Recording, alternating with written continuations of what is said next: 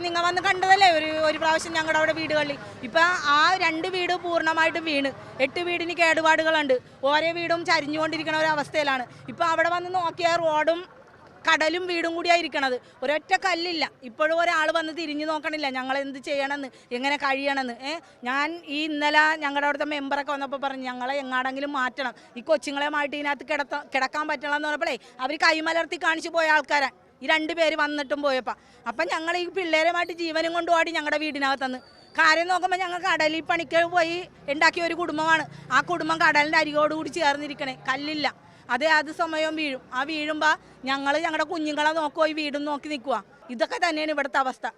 ആർക്കും ചെറിയടവിലുള്ള ഒരു പ്രദേശവും ഇല്ല, ഈ 5-ാം വാർഡെന്ന് പറഞ്ഞൊരു സ്ഥലവും ഇല്ല. അത് അറിയപ്പെടണില്ല ഇവിടെ. ആരും വരുന്നില്ല. വന്നതായ കളക്ടർ സാറ് വരും, ഞങ്ങൾ സമരം ചെയ്യുമ്പോൾ ആ സാറ് വരും, വന്നിട്ടും 2 മാസത്തിനുള്ളിൽ കല്ലിടാം, 3 മാസത്തിനുള്ളിൽ കല്ലിടാം. ഇതാണ് നിരന്തരം. ഇപ്പം 2 മാസത്തിനുള്ളിൽ ഞങ്ങൾ കളക്ടറേറ്റിൽ പോയതാണ്. ഈ കണ്ണമാലി ചെറിയടവ് പ്രദേശത്തുള്ള സകല ആൾക്കാരും ചെന്ന്. അപ്പോഴും ഈ സാറ് പറഞ്ഞെന്താണ്, കല്ല് എത്രയും വേഗം കല്ല് വരും, അതിനുള്ളിൽ നിങ്ങൾക്ക് ജിയോ ബാഗ് ഇടാമെന്ന് പറഞ്ഞു.